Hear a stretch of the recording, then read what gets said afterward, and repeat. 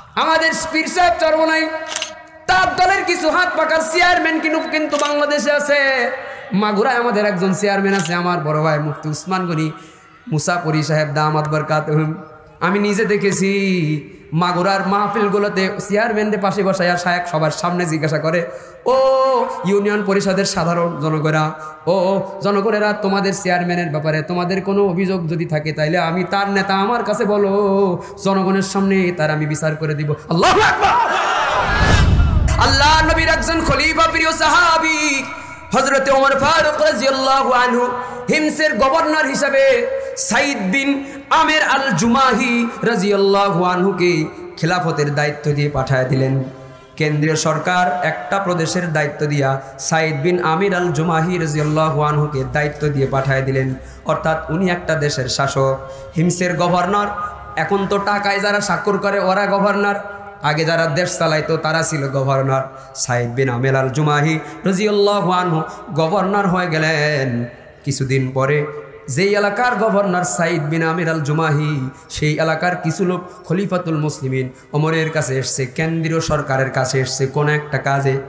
এবার কেন্দ্রীয় সরকার খলিফাতুল মুসলিমিন ওমর ফারুক রাদিয়াল্লাহু আনহু ওই এলাকার জনগণকে বললেন, তোমাদের এলাকার দরিদ্র, অতি দরিদ্র কিছু মানুষের নাম ঠিকানা আমি ওমরের কেন্দ্রীয় সরকারের দরবারে তোমরা লিখে দাও, তাইলে অতি দরিদ্র কিছু মানুষের জন্য আমি কেন্দ্রীয় সরকারের পক্ষ থেকে রাষ্ট্রীয় কোষাগার থেকে তাদের জন্য কিছু ত্রাণ সামগ্রী পাঠাবো, অর্থনৈতিকভাবে সহযোগিতা তাদেরকে আমি করব, যেন তারা এই অর্থগুলো দিয়ে সুন্দর জীবনযাপন করতে পারে, অভাব দূর হয়।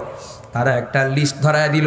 লিস্টের মধ্যে প্রথমেই যার নাম, তার নামটাই দেখি হযরত ওমর দেখে, তার নাম হলো ওই এলাকার প্রেসিডেন্ট সাইদ বিন আমির আল জুমাহির নামটা 1 নম্বরে রয়েছে। সুবহানাল্লাহ।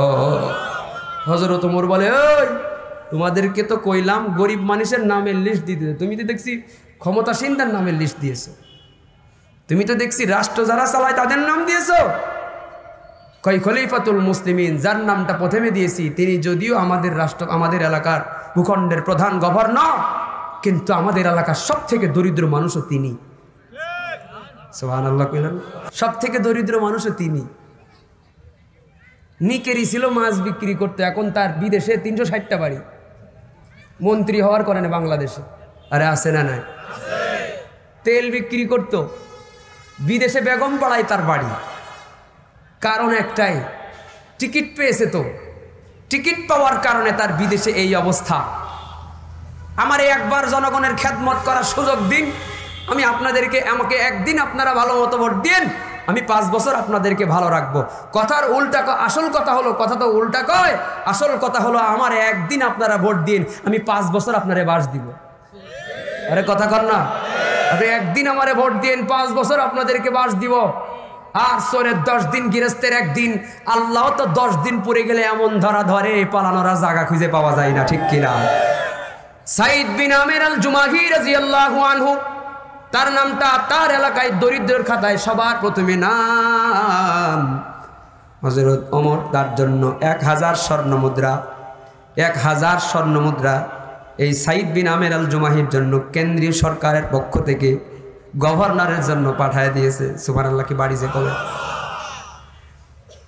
এই গভর্নরের কাছে কেন্দ্রীয় সরকারের পক্ষ থেকে যখন 1000 স্বর্ণ মুদ্রা নিয়ে গেল, আমাদের দেশে পয়সা আছে না, পয়সা, কয়েন, এই কয়েনটা যদি স্বর্ণের হয়, 1 টাকার কয়েন, এটা যদি স্বর্ণের কয়েন হয়, এরকমভাবে 1000 স্বর্ণ মুদ্রা, 1000টা স্বর্ণের মুদ্রা হযরত ওমর গভর্নরের জন্য পাঠায় দিলেন। এবার গভর্নর যেহেতু অভাবী মানুষ, আরে আপনি অভাবী মানুষ, প্রচণ্ড অভাবী মানুষ, আপনারে অভাব দূর করার জন্য কেউ যদি 1 লাখ টাকা দেয়, খুশি হয়ে আপনি কি বলবেন? এই এত দেরি হয় কেন? জোরে কর। ইসলামী হুকুমত সাধনায় আমার, শাহাদাতে জীবনের কামনায় আমার। ইসলামী হুকুমত সাধনায় আমার, শাহাদাতে জীবনের কামনায় আমার। লক্ষ জনতার এই তো আশা, হাজার বনের মুখে কাতর ভাষা। লক্ষ জনতার এই তো আশা, হাজার বনের মুখে কাতর ভাষা। পৃথিবীতে জালিমের গোষ্ঠী যত, ঘাড় ভেঙে ওদের কর চুরমার, ঘাড় ভেঙে ওদের কর চুরমার। ইসলামী হুকুমত সাধনায় আমার, শাহাদাত জীবনের কামনায় আমার। জীবনের বিনিময়ে রাশেদার যুগ ফিরায়ে দিতে এই ধরাতে আবার, ফিরায়ে দিতে এই ধরাতে আবার। ঠিক কিনা? চুষে চুষে আমাদের এই সমাজ, আঙ্গুল ফুলে যারা হলো কলা গাছ। চুষে চুষে আমাদের এই সমাজ, আঙ্গুল ফুলে যারা হলো কলা গাছ। ওদের ওই প্রাসাদে আঘাত হানো, সময় তো নেই আর বসে থাকার, সময় তো নেই আর বসে থাকার। ইসলামী হুকুমত সাধনায় আমার, শাহাদাত জীবনের কামনায় আমার। জীবনের বিনিময়ে রাশেদার যুগ ফিরায়ে দিতে এই ধরাতে আবার, ফিরায়ে দিতে এই ধরাতে আবার। ঠিক কিনা? সাইদ বিন আমির আল জুমাহির মতো শাসক যদি পেতে চাও, তাহলে এদেশে ইসলামী হুকুমত প্রতিষ্ঠার কোনো বিকল্প নাই। পীর সাহেব চরমনায় সাধারণ মানুষকে এই মেসেজটাই দিতে চায়। প্রত্যেকটা বয়ানের আগেই বলে দেয়, ইনিল হুকমু ইল্লা লিল্লাহ। আইন বানাইছেন যিনি, আইন করবেন তিনি, তার আইন আমি মানব। মরহুম ফজলুল করিম রহমতুল্লাহ আলাইহি একেবারে স্রোতের বিপরীতে বাংলাদেশে রাজনীতি করতেন। এই সময় এই দলের এত নাম কামও ছিল না, এত দাপটওয়ালা লোকেরাও ছিল না, এত টাকাওয়ালা লোকেরাও ছিল না। তারপরেও সারা দেশের ময়দানে সাধারণ মানুষের কাছে বলে গেছে, মানুষের রে উল্টা পাল্টা জায়গায় সিল মারিস না। হাদিস বলে দিয়ে গেছে, আলা কুল্লুকুম রাইন ওয়া কুল্লুকুম মাসউলুন আন রাইয়াতিহি। তোমারে যেই ব্যাপারে দায়িত্ব দেওয়া হয়েছে, ওই ব্যাপারে সঠিকভাবে দায়িত্ব পালন করেছো কিনা আল্লাহর কাছে তোমার জবাবদিহিতা লাগবে। ভোট দেওয়ার একটা আমানত তোমার উপরে আছে। সারা জীবন আমাদের ওয়াজগুলো শুনে সাধারণ মানুষ নিয়ত করে যে ভালো একটা জায়গায় ভোট দিব, আর গুনাহ করব না। ভোটের আগের দিন রাত 3টের সময় ওই লোকটার পাইছে তার বাড়ির দরজায় কে জানি নক করেছে। দরজা খুলে দেখে নেতা চলে আসছে। আরে আপনি নেতা, আমার বাড়ি আসছেন? নেতা কয়, কোনো কথা কবি না, 10,000 টাকা দিলাম, পুরা বাড়িতে গোষ্ঠীর মধ্যে যত ভোট আছে আমার মার্কায় পড়বে, টাকা যদি আরো লাগে আরো দেব, তবু ভোট আমার লাগবে। কত লাগবে ক? নেতার বান্ডিল পেয়ে আর পরবর্তী বান্ডিলের অফার পেয়ে এই লোকের ওয়াজের মোটিভেশন ভুলে যায়। পরের দিন সব ভোট লুচ্চা বদমাইশদেরকে দিয়ে দেয়। ঠিক কিনা? এজন্য এদেশের মানুষের ভাগ্যের কোনো পরিবর্তন নাই। সাইদ বিন আমির আল জুমাহির কাছে 1,000 স্বর্ণ মুদ্রা দেশ। আপনার কাছে যদি 1 লাখ টাকা অভাবী অবস্থায় কেউ দেয়, তাহলে আপনি কি বলবেন? তো সাইদ বিন আমির আল জুমাহির 1,000 স্বর্ণ মুদ্রা পাওয়ার পরে ওনার কি বলার দরকার ছিল? জোরে কইল না? রাগ হয়েছেন আমার উপর? তাহলে ওনার কি বলার দরকার? এটা আমাদের ধারণা অনুযায়ী আমরা বললাম, কিন্তু উনি বলেছেন উল্টা।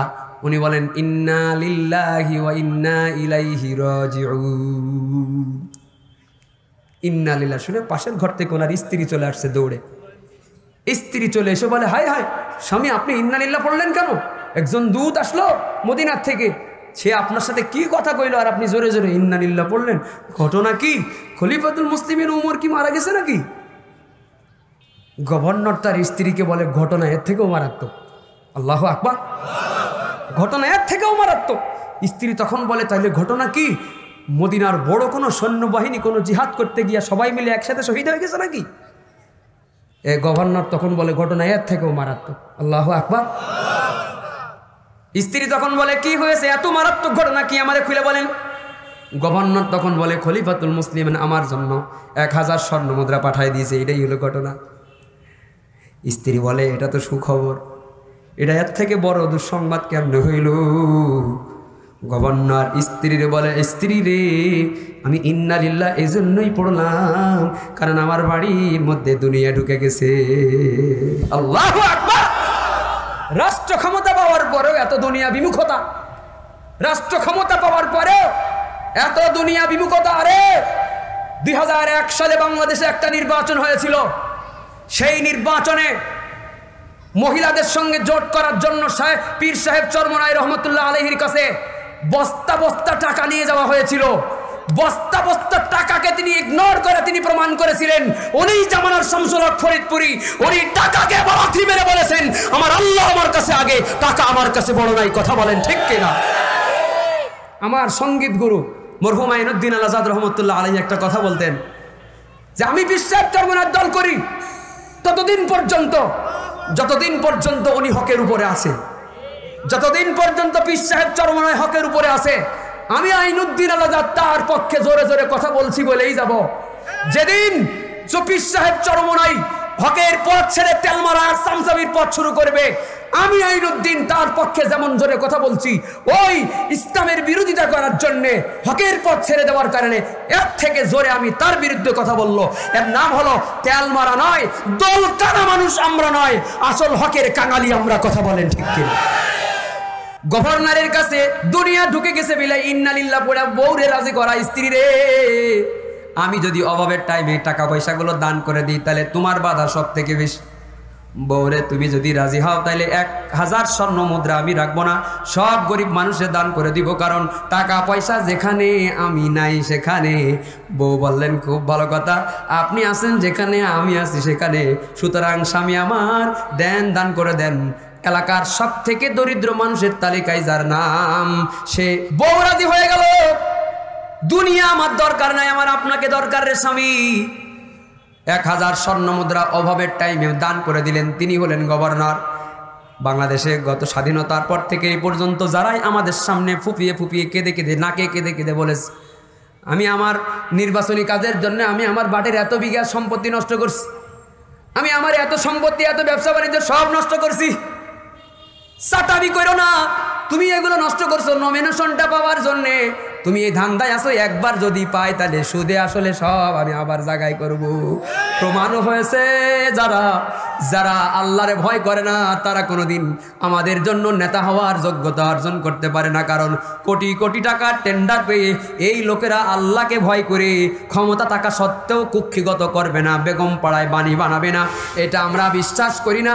যে লোকটা আল্লাহকে ভয় করে মসজিদে নামাজটা পর্যন্ত আদায় করতে যেতে পারে না, যার তাকওয়া তারে মসজিদের নামাজটা পর্যন্ত নিয়ে যেতে পারে না, যার তাকওয়া তার মুখে দাড়িটা পর্যন্ত রাখাইতে পারে না, যার তাকওয়া তারে নারীবাজি করার থেকে বিরত রাখতে পারে না, ওই লোকটা কোনোদিন জনগণের আমানত ঠিক মতো বন্টন করতে পারে না। সুতরাং বাংলার মানুষ সময় আমাদের সামনে আসবে, ইউনিয়ন পরিষদের নির্বাচন করার সময় ওসমান গনি হাবিবির মতো মুফতি সাহেবদেরকে আমরা বেছে নিব, ঠিক কিনা? মুসলমানের আমার সাইদ বিন আমির আল জুমাহির এলাকায় খলিফাতুল মুসলিমিন একদিন নিজেই আগমন করলেন যে আমার সাইদ বিন আমির আল জুমাহি কেমনে দেশ চালাই। সবাই বলে সে এত দরিদ্র মানুষ, এত পুতলাকি, এত পরেশগার। আমি খলিফা নিজেই একদিন তার সরকারি পরিচালনা, আমি তার রাষ্ট্র চালানো দেখতে যাইব। খলিফাতুল মুসলিমিন আসলেন, মজমার আয়োজন করা হলো। মজমার মধ্যে খলিফাতুল মুসলিমিন নিজেই বয়ান করতেছেন, আর পাশে বসা গভর্নরের জন্য সবার কাছে জিজ্ঞাসা করেন, ও জনগণ বলো তোমাদের গভর্নরের জন্য তোমাদের কোনো অভিযোগ আছে কিনা? এই খোলা জনগণের সামনে আমি গভর্নরের বিচার করে দেব। সুবহানাল্লাহ। হযরত ওমরের শাসন ব্যবস্থা কারা কায়েম করতে চায়? দুটার টাইম পেয়ার, দুটারটা চেয়ারম্যান যাদের হয়েছে তাদের নমুনা দেখলেই আমরা বুঝতে পারি ওমরের শাসন, ওমরের খেলা খুব শাসন ব্যবস্থার অবকাঠামো মেনে কারা দেশ শাসন করবি। এই জায়গায় গভর্নরকে বসাইয়া খলিফা ওমর যখন জিজ্ঞাসা করে, সাধারণ মানুষ তখন কয়েকজন ব্যক্তি পটপট করে দাঁড়ায় গেছে অভিযোগ দেওয়ার জন্য। 4-5 জন লোক দাঁড়ায় গেছে গভর্নরের ব্যাপারে অভিযোগ দিবে। আল্লাহু আকবার। সাহসটাও তো থাকার দরকার, গভর্নরের বিরুদ্ধে সাহসটাও তো থাকার দরকার যে আমি আমার এলাকার চেয়ারম্যানের নামে, আমি চেয়ারম্যানের সামনে তার উপরস্থ নেতার কাছে নালিশ করব, আমি পরের দিন বাড়ি টিকতে পারবো কিনা। আরে আমাদের দেশে তো এমন অবস্থা হয়েছে গত 3-4 টার্মের নির্বাচনে, যদি জানতে পারে যে মার্কা অমুকটাই ভোট দিয়েছে তাইলে 5 বছর সে গ্রামেই থাকতে পারি নাই। আমার রুহুল আমিন ভাই ওই ঘোষক ভাই, ওনার 7 মাইল এলাকায় হাত পাকার যিনি চেয়ারম্যান, আমি নির্বাচনের আগে ওনার মাদ্রাসার মাহফিল করতে গেছি, তো উনি বলে আমার এলাকার নির্বাচনী প্রচারণা চলতেছে কিন্তু চেয়ারম্যান ঢাকায়, মানে প্রার্থী ঢাকায়, তো প্রার্থী নেই কেন? ভাই প্রার্থী যদি থাকে তাহলে প্রার্থীরা এতদিন লাশ বের হয়ে যেত, কারণ আমাদের প্রার্থীরা ওরা খুঁজে বেড়ায়। এরা বাংলাদেশের মানুষদেরকে গণতন্ত্র শিখাইছে, অথচ মাঠে তেমন কেউ নাই। আসি আমাদের মতো ছোট দলের কয়েকটা টুপিওয়ালা প্রার্থী, এদেরকেই এত বাঘের মতো ভয় পেয়ে দেশের মানুষদেরকে গণতন্ত্রের পানি দ্বারা খাওয়ানোর চেষ্টা করেছে।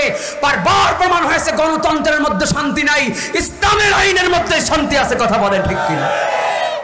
মুসলমানেরা আমার, কয়েকজন লোক দাঁড়ায় গেছে খলিফাতুল মুসলিমিন ভাবে হাইরে হায়, এত বুজুর্গ শাসকের নামে আবার এরা অভিযোগ দেওয়ার জন্য দাঁড়ায় গেল। গোপনে গোপনে এর নামে আবার কি অভিযোগ না জানি।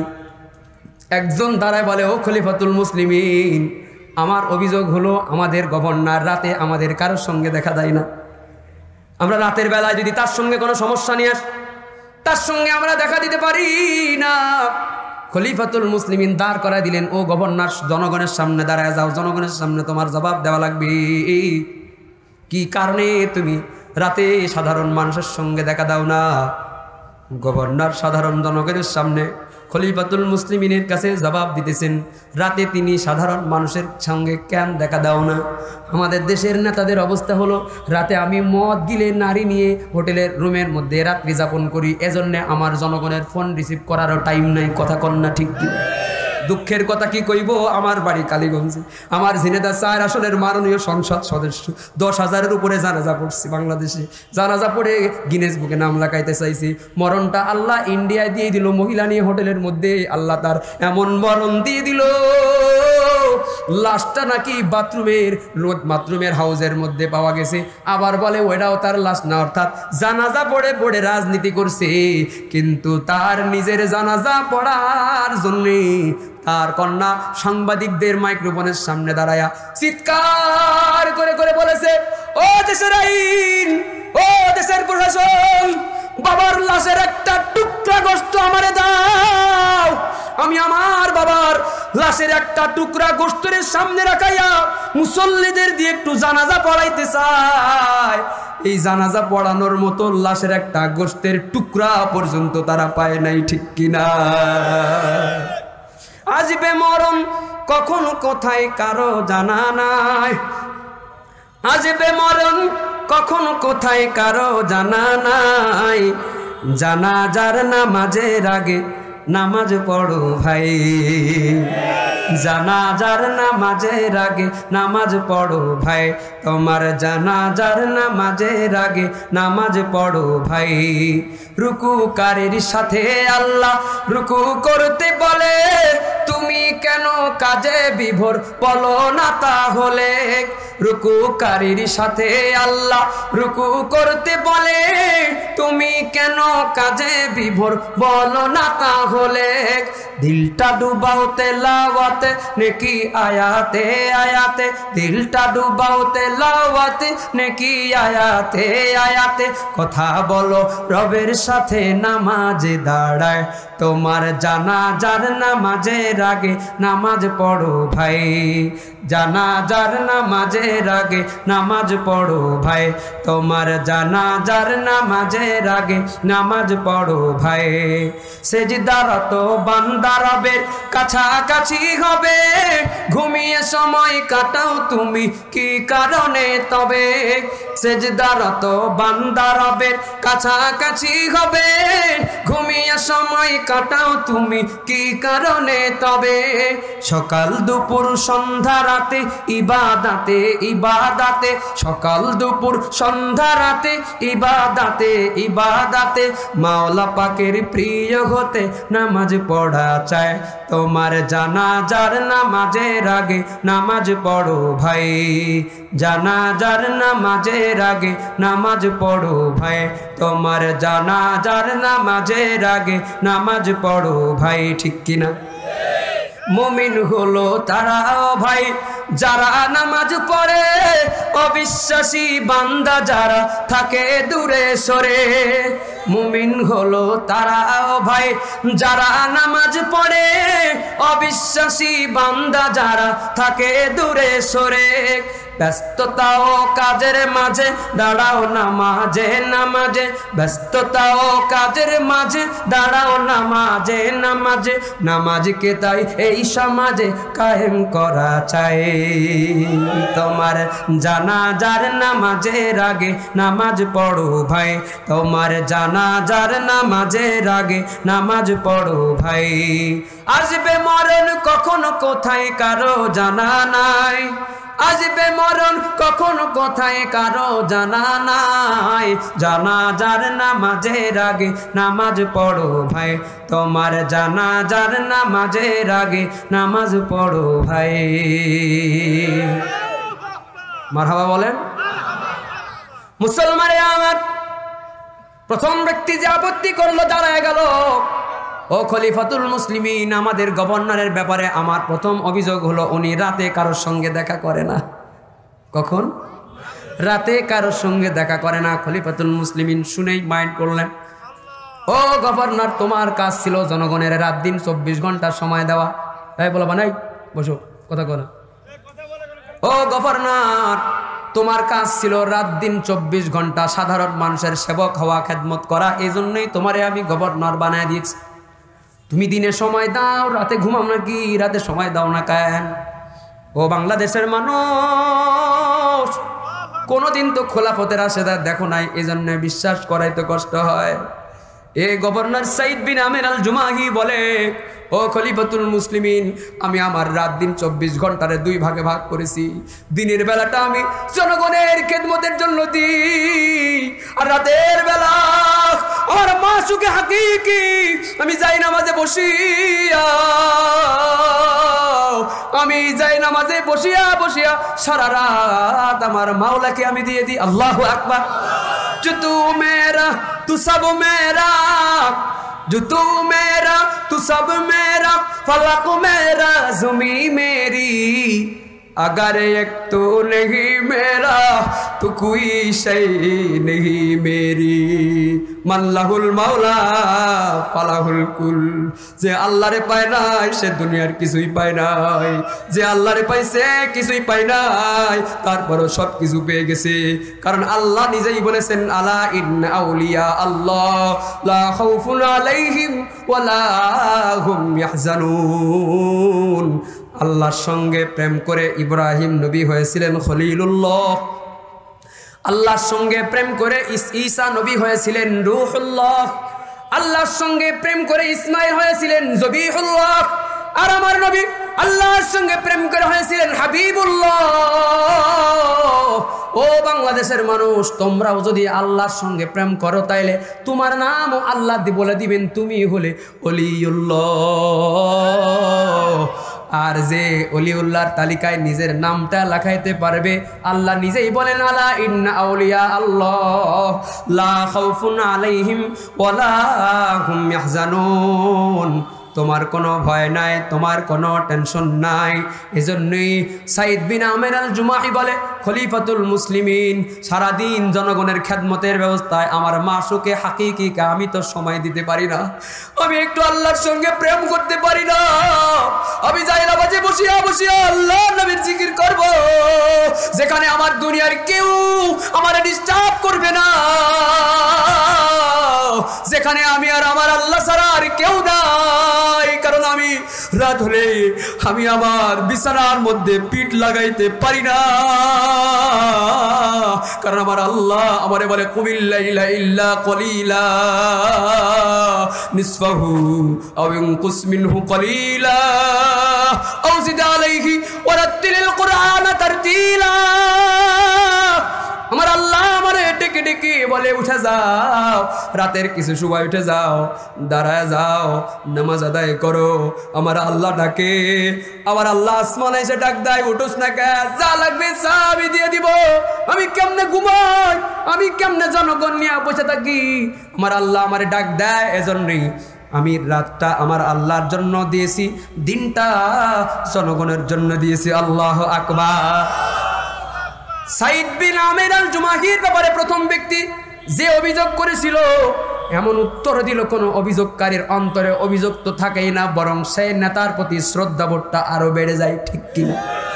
আমি বাংলাদেশের মানুষে বুঝাইতে পারলাম না, এদেশের আলেমরা বাংলাদেশের মানুষে বুঝাইতে পারলো না। ওসমান গনি হাবিবের মতো আলেম মুফতি মুহাদ্দিসদেরকে যদি নেতা বানানো যায়, তাইলে আর একটা সাইদ বিন আমের আল জুমাহি ফতেপুর ইউনিয়নেও দেখা যাবে। কথা বলেন ঠিক কিনা? বাংলাদেশের মানুষ জানে আল্লামা খালেদ সাইফুল্লাহ লক্ষ্মীপুরের কমলনগরে কেমন একটা ইউনিয়ন পরিষদ গঠন করেছে। বাংলাদেশের মানুষ জানে মাগুরায় উসমান গনি মুসাপুরি কেমন একটা এলাকা গঠন করেছে। বাংলাদেশের মানুষ জানে হেদায়েতুল্লাহ আজাদি বরিশালের মধ্যে কেমন একটা ইউনিয়ন পরিষদ গঠন করেছে। যদি বিশ্বাস করতে কষ্ট হয়, যাও তার এলাকায় চলে যাও। এই ডিজিটাল পরাধীনতার জামানায়ও এই লোকগুলো খোলাফায়ে রাশেদার নমুনায় তার ইউনিয়নটাকে গড়ার জন্য অলরেডি আগের অবস্থার থেকে বহু গুণে তারা পরিবর্তন করে ফেলেছে, ঠিক কিনা? দ্বিতীয় অভিযোগ যেই লোকের, এই লোক বলে আমাদের নেতা সকালে একটু দেরিতে বাড়িতে বের হয়। এই হলো তার অভিযোগ। সকালে আমাদের নেতা দেরি করে ঘর থেকে বাইর হয়। নেতা বললেন, খলিফা আমার নিজের নাস্তা পানি বউয়ের সহযোগিতা আমার করা লাগে, আমার বাড়ি কোনো চাকর চাকরানি নাই। আল্লাহু আকবার বল। এই জন্যে আমার রাষ্ট্রের কাজও করা লাগে, সংসারের কাজও করা লাগে। বউ বাচ্চা আছে, সন্তানাদি আছে, ঘরের নাস্তা বানানোর কাজ আছে। সব কাজে আমি নবীর সুন্নাত মেনে আমি বউকে সহযোগিতা করি। এজন্য আমার ঘরের কাজ, ঘরের বউয়েরও তো হক আছে, সব হক তো জনগণের না। এজন্য আমি স্ত্রীর হকটা, সংসারের হক আদায় করে বের হয়। এজন্য আমি রাইট টাইমে অফিসে যাই। ওরা যে অভিযোগ করেছে হয়তো অফিস টাইমের আগে আমাকে পায় না, কিন্তু অফিস টাইমের আগেই আমি চলে যাই। অফিস টাইম আমি সুন্দর মতো অফিসে করতে পারি। এদেশে ঢাকা শহরের, ঢাকা উত্তরের মেয়র আতিকুল ইসলাম টাকমাথা যেই লোকটা, এই লোকটার বাড়ির থেকে তার সিটি কর্পোরেশন পর্যন্ত তার খাদ্য খাবার বহন করে নিয়ে আসার যে লোকগুলো আছে তাদের বেতনই 16 লক্ষ টাকা। ওই লোকটা শুধু দুপুরবেলা অফিসে থাকতো, বাড়ির খাবার ছাড়া খাইতে পারবে না। বাড়িতে বউ রেঁধে দেবে, অথবা 5 স্টার হোটেল থেকে তার জন্য খাবার বরাদ্দ। এই খাবারগুলো নিয়ে নেতা পর্যন্ত আসবে, বহন করবে যেই খাদেম খুদ্দাম। এদের পেছনে বেতন, এদের পেছনের খরচই হলো 16 লক্ষ টাকা। আর আমাদের কাঁচামরিচের দাম বেড়ে যায় 1200 টাকা। আমরা মরিচ কিনতে পারি না, আমরা পেঁয়াজ কিনতে পারি না, আমরা আলু কিনতে পারি না। নেতাগুলো সব টাকা পয়সা উল্টা পাল্টা জায়গায় খরচ করে এদেশে কৃত্রিম সংকট তৈরি করে জনগণকে জীবন্ত মেরে ফেলা হয়েছে। বসবাস এর জন্য বাংলাদেশটাকে অনুপযোগী যারা বানিয়েছিল, আজকে বাংলাদেশটাই তাদের জন্য আল্লাহ অনুপযোগী বানায় দিয়েছে। কোনো একদিন এদেশের আকাশে কালেমার পতাকা উড়বে, সেদিন সবাই খোদাই বিধান পে দুঃখ বেদনা ভুলবে। সেদিন সবাই খোদাই বিধান পে দুঃখ বেদনা ভুলবে। কোনো একদিন সেদিন আর রবে না হাহাকার, অন্যায় জুলুম অবিচার থাকবে না, অনাচার দুর্নীতি কদাচার থাকবে না, অনাচার দুর্নীতি কদাচার সকলে শান্তিতে থাকবে। সেদিন সবাই খোদাই বিধান পেয়ে দুঃখ বেদনা ভুলবে। কোনো একদিন এদেশের আকাশে কালেমার পতাকা দুলবে, সেদিন সবাই খোদাই বিধান পেয়ে দুঃখ বেদনা ভুলবে। সেদিন সবাই খোদাই বিধান পেয়ে দুঃখ বেদনা ভুলবে। মুসলমানেরা আমার, সাইদ বিন আমের আল জুমাহির ব্যাপারে এক লোক দাঁড়ায় গেল, ও খলিফাতুল মুসলিমিন আমারও একটা আপত্তি আছে, অভিযোগ আছে। তোমার কি অভিযোগ? এই লোক বলে আমাদের নেতা যিনি হবেন তিনি তো হবেন স্মার্ট, কিন্তু আমাদের গভর্নর রাষ্ট্র কার্যক্রম চালানোর মাঝখানে হঠাৎ হঠাৎ উনি বেহুশ হয়ে যায়। উনি কি মৃগ রোগীর মতো ছটফট ছটফট করে? বলেন তো খলিফা, এই আমাদের শাসক যদি এরকম মৃগের রোগীর মতো হয়, হঠাৎ হঠাৎ করে ছটাফটা করে বেহুশ হয়ে পড়ে যায় রাষ্ট্র গুরুত্বপূর্ণ কাজ চলার মধ্যে, তাইলে এই লোক নিয়ে আমরা রাষ্ট্রে কেমনে চলবো? এছাড়া এই লোকের নামে আর কোনো অভিযোগ নাই। এবার জবাব দিতেছেন গভর্নর, ও খলিফাতুল মুসলিমিন, এটা আমার কোনো রোগ নয়, বরং আমি ইসলাম গ্রহণ করার আগে আমি সৈনিকের চাকরিতে ডিউটিরত ছিলাম। আমি যেখানে ডিউটিরত ছিলাম সেখানে শহীদ হযরত খোবাইব রাদিয়াল্লাহু আনহুকে গ্রেফতার করে রাখা হয়েছিল। হযরত খোবাইব রাদিয়াল্লাহু আনহুকে যে জায়গায় গ্রেফতার করে রাখা হয়েছিল সেই জায়গার প্রহরীর গার্ডের দায়িত্বে আমি ছিলাম। ও খলিফাতুল মুসলিমিন, আমি যখন গার্ডের দায়িত্ব পালন করতেছিলাম, সিকিউরিটির দায়িত্ব পালন করতেছিলাম, আমি তাকায়া দেখলাম জীবন্ত খোবাইবের হাতটা কেটে দেওয়া হয়েছে। জীবন্ত খোবাইবকে হাতটা কেটে দেওয়ার পরে বেঈমানেরা বারবার বলেছে, মুহাম্মাদের উপরে কালেমা ছাড়, আল্লাহর উপরে ঈমান ছাড়। এরপরেও খোবাইবকে দেখেছি, খোবাইব কালেমা ছাড়ে নাই, বরং তার নিজের চোখ দিয়ে দেখে হাতটা কেটে দিছে, হাত দিয়ে ফিনকি দিয়ে রক্ত বের হয়। আবার যখন কালেমা না ছাড়ে, চোখের সামনে তার বাম হাতটারে কেটে দেওয়া হয়।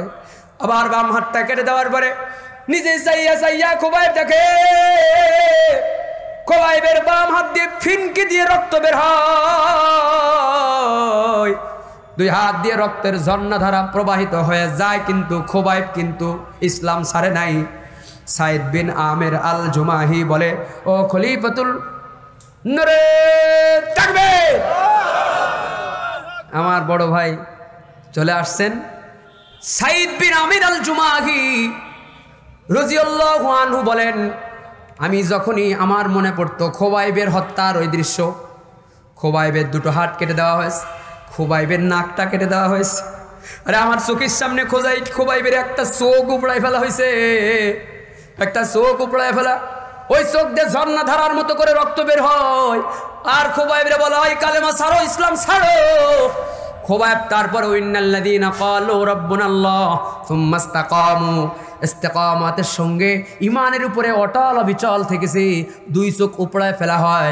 এরপরেও খোবাইব নিজে ইমানটা ত্যাগ করে নাই। তিলে তিলে একটা একটা করে অঙ্গ প্রত্যঙ্গ খোবাইবের শরীর থেকে আলাদা করা হয়েছে, আর কালেমা ছাড়ার কথা বলা হয়েছে। খোবাইব ছাড়ে নাই। খোবাইবের এই ইস্তেকামতওয়ালা ইমান দেখে আমি সাইদ বিন আমের আল জুমাহি মনে মনে আমার ভেতরে আল্লাহ তাআলার দাওয়াত পৌঁছে গেছে। কই নেগেটিভ কাজ দেখা ইসলামের পজিটিভ দাওয়াত আমার কাছে পৌঁছে গেছে। আমি পরবর্তীতে নবীর কাছে গিয়া হাতে হাত রেখে কালেমা পড়ে ইসলাম গ্রহণ করেছি। ও খলিফাতুল মুসলিমিন, এখনো পর্যন্ত আমি গভর্নর, কিন্তু মাঝে মাঝে আমার নিজের অন্তরে যখন খোবাইবকে নৃশংসভাবে শহীদ করার ওই দৃশ্য আমার মনে পড়ে যায়, আমি আর নিজেরে কন্ট্রোল করতে পারি না, আমি বেহুশ হয়ে পড়ে যাই। আল্লাহু আকবার। খলিফাতুল মুসলিমিন বললেন, এই জনগণ, অভিযোগ দিয়া থামাও, এটা কোনো অভিযোগ হইল? এই যদি হয় ব্যাখ্যা, তাইলে তোমাদের নসিব ভালো, তাইলে তোমাদের কপাল ভালো। এরকম একটা শাসক তোমরা হিমসের জনগণ পেয়েছো। আমরা মনে করি বাংলাদেশেও এরকম মুত্তাকি মেম্বার দরকার, এরকম মুত্তাকি চেয়ারম্যান দরকার, এরকম মুত্তাকি এমপি দরকার। আমাদের দেশে 56 বছর ধরে স্বাধীনতার পর থেকে এই পর্যন্ত যতগুলো সরকার আসলো, মুসলমান সরকারেরাও এখনো ইসলামের কোনো আইন পাস তো করতে পারেই নাই। আলেমদের হৃদয়ের দাবি, আলেমদের অন্তরের দাবি কাদিয়ানীদেরকে কাফের হিসাবে ঘোষণা করা, এই ছোট্ট একটা আইন পর্যন্ত দাদা বাবুদের ভয়ে কোনো সরকার করতে পারে নাই। কথা বলেন ঠিক কি? এই ছোট্ট একটা আইন পর্যন্ত তারা করতে পারে নাই। এরা আমাদেরকে নির্বাচনের সময় বলে, বতে বিসমিল্লাহ, অমুক মার্কার মালিক তুমি আল্লাহ। কথা কয় না? বতে বিসমিল্লাহ আর অমুক মার্কার মালিক তুমি আল্লাহ।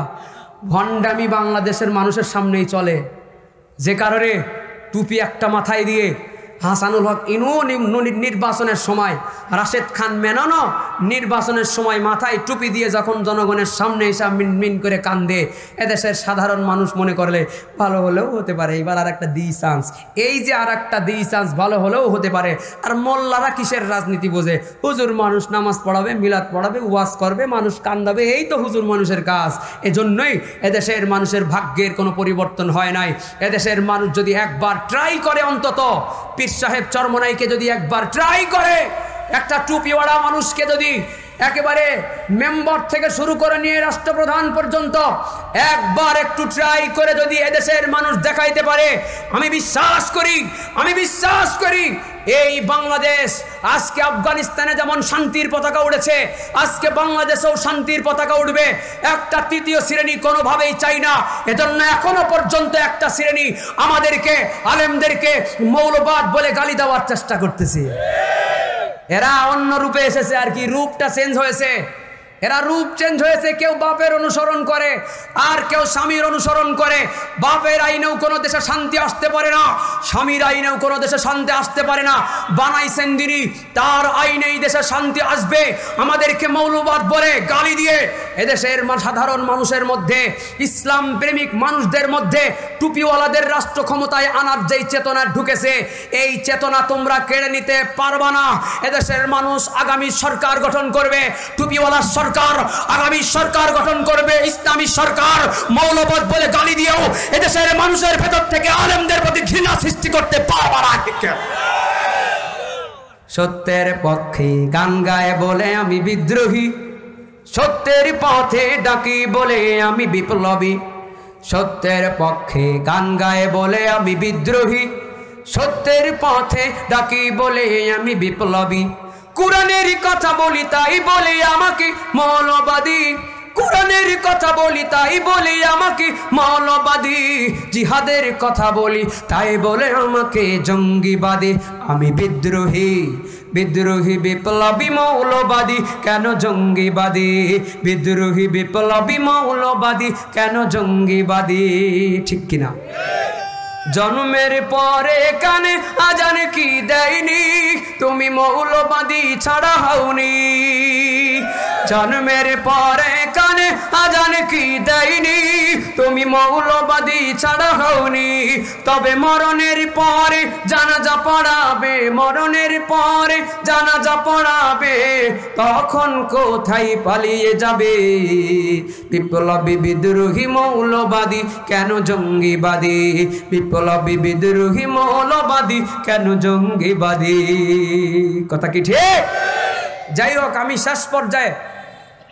শেষ কথা হলো হযরত ওমর রাদিয়াল্লাহু আনহু, হযরত আবু বকরের খেলাফত কালে উনি ছিলেন রাষ্ট্রের চিফ জাস্টিস, প্রধান বিচারপতি। আবু বকর খলিফা, ওমর প্রধান বিচারপতি। 1 বছর পরে হযরত ওমর হযরত আবু বকরের কাছে, খলিফার কাছে এসে বলেন, খলিফাতুল মুসলিমিন, আমি চাকরি থেকে রিজাইন দিতে আসছি। ওই প্রধান বিচারপতি কালামানিকের মতো না। একটা কালামানিক ধরা পড়ছে না, কলা পাতায় শুয়ে ধরা পড়ছিল, কি জানি ওর নাম, বিচারপতি মানিক, তাই তো? সবাই কালামানিক কয় আর কি। তো যাই হোক, এই লোকটা দলমত নির্বিশেষে আমরা সাধারণ নিরপরাধ আলেমদেরকে ফাঁসি দেওয়ার বিরোধিতা করি, ঠিক কিনা? কিন্তু এই ফাঁসির রায়গুলো যার হাত দিয়ে হয়েছিল সেটা হলো এই কালামানিক। তো যাই হোক, খলিফাতুল মুসলিমিন এই কালামানিকের মতো প্রধান বিচারপতি না। আবার হযরত আবু বকর গণতন্ত্রের আইনে বিশ্বাস করে, এদের মতো খলিফা নয়।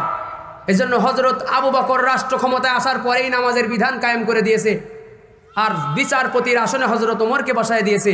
1 বছর পরে বিচারপতি এসে চাকরির থেকে ইস্তফা দিতে আসছে। আবু বকর বলে, কেন চাকরির থেকে ইস্তফা দিবা কেন? বেতন কি কম হয়ে যাইতেছে? বেতন কি একটু বাড়াবো নাকি? হযরত ওমর বলে, বেতনের জন্য নয় ও খলিফা, আমার বেতনটাই তো হালাল হইতেছে না। কই কেন? কই 1 বছর ধরে আমি বিচারপতির আসনের মধ্যে বসে থাকলাম, এই 1 বছরের মধ্যে আমার কাছে একটা মামলাও আসে নাই। আর আজকে আপনি যশোরে চলে যাবেন, শুধু একটা জিডি করতে সিরিয়াল পাবেন না। কথা কয় না? জিডি করতে যাবেন কিন্তু সিরিয়াল পাবেন না। যতটুকু বা সিরিয়াল পাবেন তারপরেও বিশেষ কোনো হেলো না থাকলে আপনার জিডিও গ্রহণ করা হবে না। যদিও বৈষম্য বিরোধী ছাত্র আন্দোলনের সংগ্রামের মাধ্যমে এদেশের বহুত ঘুষখোর পুলিশদের ঘুষ খাওয়া বন্ধ হয়ে গিয়েছে। ঘুষখোর পুলিশেরা আলেমদের সঙ্গে বেয়াদবি করা তারা বন্ধ করতে বাধ্য হয়েছে। ধন্যবাদ জানাই বৈষম্য বিরোধী ছাত্র আন্দোলনদেরকে। 16টা বছর আমাদেরকে এই ওয়াজ করতে দেওয়া হয় নাই। চোর যারা আছে চোরদের হাত কেটে দাও। ইসলামী স্টেট কায়েম হলে চোরদের হাত কেটে দেওয়া হবে। নেতার বেশে যারা আপনাদের সামনে বড় বড় কথা বলতো, কয়েক বছর পরে দেখা যাবে নেতা ভোট চাইতে আসছে, কিন্তু তার হাত বুসা হাত নিয়ে যখন নেতাই চেয়ারম্যানের ভোটে দাঁড়াবে জনগণ বুঝে ফেলবে এই চোর চুরি করছিল বিদায় তাকে হাত কেটে দেওয়া হয়েছে। এর আপাতত আর ভোট দেওয়া যাবে না। কথা বলেন ঠিক কিনা? ইসলামের সিয়াসাতের কথা বলা হয়েছে বিধায় মুফতি ফয়জুল করিমের নামেও মামলা হয়েছে, মামুনুল হকের নামেও মামলা হয়েছে, আলেমদেরকে জেলখানায় ভরা হয়েছে। অপরাধ একটাই, তারা তেল মারা ওয়াজ করে নাই, তারা ইসলামের রাজনীতির ওয়াজ করেছে। লিমানিল মুলকুল ইয়াউম, আজকে তোমাদের সেই রাজত্ব কোথায়? যারা রাজত্বর পাওয়ারে, ক্ষমতার দাম্ভিকতার পাওয়ারে তোমরা মানুষদেরকে ইসলামের কথাগুলো বলতে দাও নাই। বললেই তোমাদের চুরি করা বন্ধ হয়ে যাইতো, তোমাদের ডলার পাস করা বন্ধ হয়ে যাইতো, তোমাদের বেগম বানানো বন্ধ হয়ে যাইতো। 5 তারিখের পরে বাংলাদেশে প্রমাণ হয়েছে ওই শয়তানগুলো মানুষরূপী শয়তান দেশের কোটি কোটি টাকা বিদেশে পাচার করেছে। এদেশের মাঝে তাদের ফাঁসি হবে। ঠিক কিনা? দুর্নীতির ওই আখড়ায় বসে জাহির করে জ্ঞান, দুর্নীতির ওই আখড়ায় বসে জাহির করে জ্ঞান, কলম দিয়ে কামাই টাকা আবার ধরে সাধুর ভান। ওরা শিক্ষিত শয়তান, ওরা শিক্ষিত শয়তান। ঠিক কিনা? কি বেজার হইতেছে? বলেন তো, আমাদের নবী কি জীবনেও রাজনীতি করেন নাই? বলেন, জোরে বলেন। যাদের আমার ওয়াজ পছন্দ হইতেছে না, মনে মনে করতেছেন যে হুজুর সুযোগ পেয়ে এখন তো এই ওয়াজ ভালোই করতেছেন, এতদিন করতে পারেন নাই। তা আসলে আমাদের নবী কি করছে? নবী যা করছে তাই যদি আপনাকে করতে হয়, তাহলে এবার আমি আপনারে বুঝাই দিই। বৌদ্ধদেব ধর্মগুরু ছিল, রাষ্ট্রগুরু ছিল না। রামকৃষ্ণ ধর্মগুরু ছিল, রাষ্ট্রপ্রধান ছিল না। বিভিন্ন ধর্মপ্রধানেরা ধর্মপ্রধান ছিল, রাষ্ট্রপ্রধান ছিল না, কারণ তাদের ধর্ম পূর্ণাঙ্গ জীবন ব্যবস্থা নাই। ইসলাম যেহেতু পূর্ণাঙ্গ জীবন ব্যবস্থা, আমাদের ধর্মগুরু আকায়ে নামদার সরওয়ারে কায়নাত মুহাম্মদুর রাসূলুল্লাহ সাল্লাল্লাহু আলাইহি ওয়াসাল্লাম, তিনি ধর্মপ্রধানও ছিলেন, রাষ্ট্রপ্রধানও ছিলেন। আওয়াজ দিয়ে বলেন ঠিক কিনা? যদি এই কথা কেউ প্রমাণ করতে পারে নবী রাষ্ট্রপ্রধান ছিলেন না, নাকে খত দিয়ে নেমে যাব, জীবনে কোনোদিন ইসলামী রাজনীতির ওয়াজ করব না।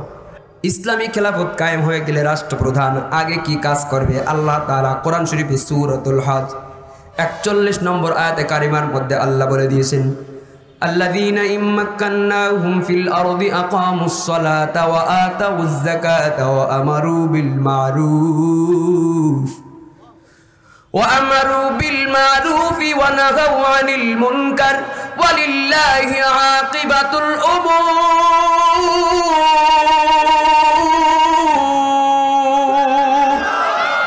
আল্লাহ তাআলা বলে দিয়েছেন, পৃথিবীর কোন ভূখণ্ডে যদি কোনো মুমিন ব্যক্তি ক্ষমতা গ্রহণ করে, 4টা কর্মসূচি প্রথমে বাস্তবায়ন করবে, তাহলে রাষ্ট্র পুরো শান্তিপূর্ণ রাষ্ট্র হয়ে যাবে। আল্লাহ তাআলা বলে দিয়েছেন, প্রথম ক্ষমতায় আসার পরেই মুসলিম শাসকের কাজ হবে আকামুস সালাহ। মুসলিম রাষ্ট্রপ্রধানের প্রথম কাজ হবে রাষ্ট্রের মধ্যে নামাজ প্রতিষ্ঠা করে দেওয়া। ঠিক কিনা? ওয়া আতাউয যাকাত, দ্বিতীয় কাজ হবে যাকাতের আইন প্রতিষ্ঠা করে দাও, যাকাত ভিত্তিক অর্থনীতি প্রতিষ্ঠা করে দাও। ওয়া আকামুস সালাতা ওয়া আমারু বিল মারুফ ওয়া নাহাউ আনিল মুনকার, এবং সৎ কাজের আদেশ করবে, অসৎ কাজের নিষেধ করবে। অর্থাৎ শরীয়তের অনুষ্ঠানের নামে টুং বাজাইয়া গান বাদ্য করা বেহায়া নারীদের স্টেজে নিয়ে আসবা। সৎ কাজের আদেশ আর অসৎ কাজের নিষেধ যদি থাকতো, তাইলে পুলিশ এসে ডান্সার নাচনেওয়ালি শিল্পীকে স্টেজ থেকে গ্রেফতার করে নিয়ে চলে যাইত। কিন্তু যেহেতু আমাদের কপাল পোড়া, স্বাধীনতার পর থেকে এই পর্যন্ত মুসলমানের দেশে একটা আলেম, একটা মুসলমান আলেম শাসক আমরা পাইলাম না, যিনি কিনা রাষ্ট্রপ্রধান হওয়ার পরে আগেই নামাজের বিধান কায়েম করবে, এমন একজন কেউ আমরা পাই নাই। অথচ নামাজের বিধান কায়েম করে দিলে পুরা রাষ্ট্র কন্ট্রোলে চলে আসতো। কারণ নামাজ এমন একটা বিধান যা একের মধ্যে বহুত কিছু আছে। নামাজ এমন একটা বিধান, ইন্নাস সালাতা তানহা আনিল ফাহশাই ওয়াল মুনকার। সুবহানাল্লাহ। নিশ্চয়ই নামাজ এমন একটা ইবাদত, এই ইবাদত এমন একটা ইবাদত যে নামাজ পড়ে তার অন্য কাজও ভালো হয়ে যায়। মসজিদের মুসল্লি যদি বেড়ে যায় তাইলে মদ খাওয়া লোক কমে যাবে। আল্লাহু আকবার বলেন। নামাজি ব্যক্তি মদ খাওয়া বন্ধ করে দিবে, নামাজি ব্যক্তি গাঁজা খাওয়া বন্ধ করে দিবে, নামাজি ব্যক্তি সুদ খাওয়া বন্ধ করে দিবে, নামাজি ব্যক্তি বিড়ি টানা বন্ধ করে দিবে, নামাজি ব্যক্তি যৌতুক নেওয়া বন্ধ করে দিবে, নামাজি ব্যক্তি বউয়ের সঙ্গে উল্টা আচরণ করা বন্ধ করবে, বাপ মার সঙ্গে অসৎ আচরণ করা বন্ধ করে দিবে, নামাজি ব্যক্তি পরকিয়া করা বন্ধ করে দিবে, নামাজি ব্যক্তি জেনা করা বন্ধ করে দিবে, নামাজি ব্যক্তি সামাজিক অপরাধ করবে না, রাষ্ট্রদ্রোহী অপরাধ করবে না, শান্তিপূর্ণ নাগরিক হিসেবে নামাজি ব্যক্তি থাকবে। কথা বলেন ঠিক কিনা? রাষ্ট্রের মধ্যে একটা শান্তির বিধান কায়েম হয়ে যাবে। 3.5 হাত মাটির ঘর, কারো আপন কারো পর, কারো হবে ফুলেরই বাগান, কারো বা হবে জাহান্নাম। 3.5 হাত মাটির ঘর, কারো আপন কারো পর, কারো হবে ফুলেরই বাগান, কারো বা হবে জাহান্নাম। আমল নামা সেদিন তোমার হবে ঘরের বাতি, আমল নামা সেদিন তোমার হবে ঘরের বাতি। ওই কবরে যেতে হবে, থাকবে না কেউ সাথী, ওই কবরে যেতে হবে, থাকবে না কেউ সাথী। কাফন আমার আপন, কবর আমার ঘাটি, ওই কবরে যেতে হবে, থাকবে না কেউ সাথী, ওই কবরে যেতে হবে, থাকবে না কেউ সাথী। ঠিক কিনা? এজন্য নিয়তটাকে পরিবর্তন করে বসেন।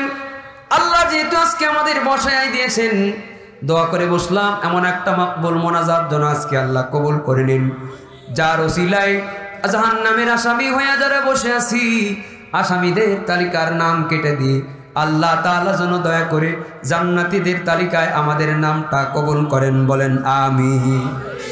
মুসলমানেরা আমার, পবিত্র কোরআন শরীফের সূরাত ইউসুফ 40 নম্বর আয়াতে কারিমার অংশ বিশেষ আপনাদের সামনে আমি তেলাওয়াত করেছি। আমার এই সংক্ষিপ্ত সময়ে এই আয়াতে কারিমার এই অংশ বিশেষের উপরে আপনাদের সামনে আলোচনা করতে চাই। যে কথা আমার নিজের হেদায়েতের ওসিলা হয়, এলাকাবাসীর হেদায়েতের ওসিলা হয়, কবরবাসীর নাজাতের ওসিলা হয়, এমন দামি কথা আমি অধমের জবান দ্বারা আল্লাহ যেন বের করে দেন। বলেন আমিন। বলেন তো পুরা কোরআন শরীফে মোট কয়টা সূরা? সবাই বললেন না যে? আওয়াজ দিয়ে সবাই জোরে বলেন কয়টা সূরা? নিজেও বলবেন, পাশের লোকটারও বলানো লাগবে, কারণ কিছু সময়ের জন্য আপনারা তালিবুল ইলম, দিন শেখার জন্য বসেছেন। ঠিক কিনা? আল্লাহ তাআলা বলেছেন ইনিল হুকমু ইল্লা লিল্লাহ। আইন চলবে কার? বানাইছেন যিনি, আইন দিয়ে আইনও দিবেন তিনি। পৃথিবীর কোনো ইঞ্জিনিয়ার যদি কোনো বিল্ডিং বানায়, ইঞ্জিনিয়ার যদি কোনো বিল্ডিং বানায়, এই বিল্ডিং ইঞ্জিনিয়ার যদি কোনো প্ল্যান দেয়, রাজমিস্ত্রির উচিত হবে ইঞ্জিনিয়ারের প্ল্যানিং অনুযায়ী বাড়িটা করা।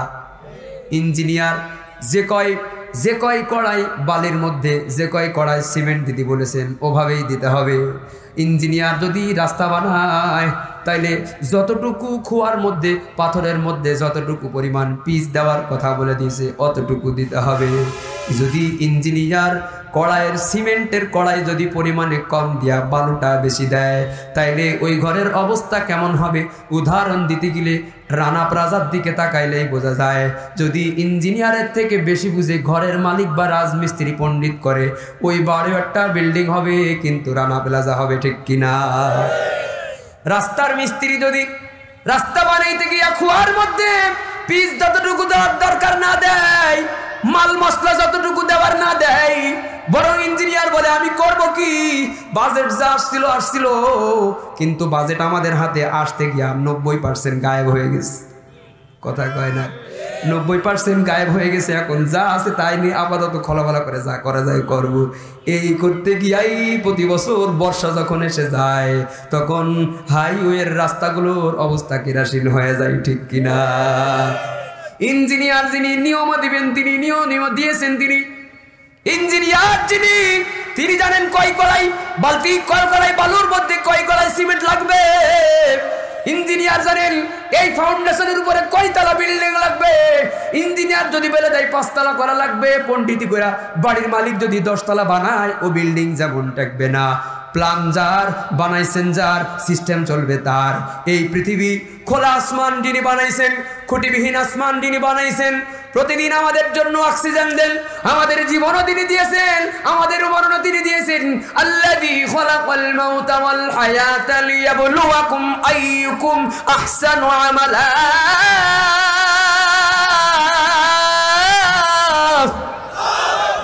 বলে দে আমাদের জানটা দিয়েছেন যিনি, তিনি কি?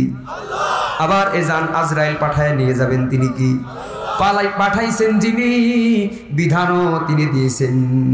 কুল ইন্না সলাতি ওয়া নুসুকি ওয়া মাহইয়ায়া ওয়া মামাতি লিল্লাহি রাব্বিল আলামিন।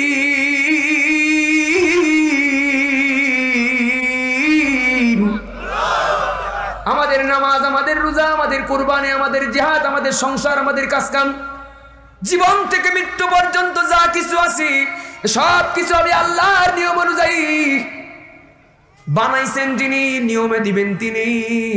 মানুষ বসবাস করার জন্য যে অক্সিজেনের দরকার, আল্লাহ ইঞ্জিনিয়ার, আল্লাহ ক্রিয়েটর, আল্লাহ সৃষ্টিকর্তা জানেন যে মানুষের বসবাসের জন্য অক্সিজেন দরকার, তাই আল্লাহ দিয়েছেন। সেই অক্সিজেন নেওয়ার ক্ষেত্রে আমাদের কিন্তু কোনো দলাদলি নাই। কেউ আমরা বলি না যে আমরা দুনিয়ায় জন্ম নিছি কিন্তু আমি অমুক দলের লোক, এজন্য আমি অক্সিজেন নেব না। কেউ কিন্তু বলে না, কেউ কিন্তু বলে না আমি জন্ম নিছি ঠিক আছে, আমি আল্লাহরে যেহেতু মানি না, তাইলে আল্লাহর দেওয়া গাছের ছায়াও আমি নিব না। কেউ কিন্তু বলে না আল্লাহর দেওয়া জমিনের ফসল আমি নিব না। কেউ কিন্তু বলে না আল্লাহর দেওয়া রিজিক আমি নিব না। সব আল্লাহরটা নেবা, তার দেশ চালানোর টাইমে আইন আল্লাহরটা নিবা না কেন? কথা বলেন ঠিক কিনা? সব যদি আল্লাহরটা না বানাইছেন যিনি, তারটা সব ক্ষেত্রে নিলা, রিজিক তারটা নিলা, অক্সিজেন তারটা নিলা, সব ক্ষেত্রেই তারটা নিলা। আইনটাও তো তারটা নেওয়ার দরকার ছিল। আইন নেওয়ার ক্ষেত্রে তুমি কেন আব্রাহাম লিঙ্কনকে অনুসরণ করো? বোঝা গেল আইন মানার ক্ষেত্রে আল্লাহকে যারা মানে না, আর সব ক্ষেত্রে আল্লাহকে যারা মানে, এরা মূলত ইসলামকে পরিপূর্ণ জীবন ব্যবস্থা হিসাবে গ্রহণ করতে পারি নাই। আল ইয়াউমা আকমালতু লাকুম দীনাকুম ওয়া আতমামতু আলাইকুম নি'মাতি ওয়া রাদিতু লাকুমুল ইসলাম দীনা।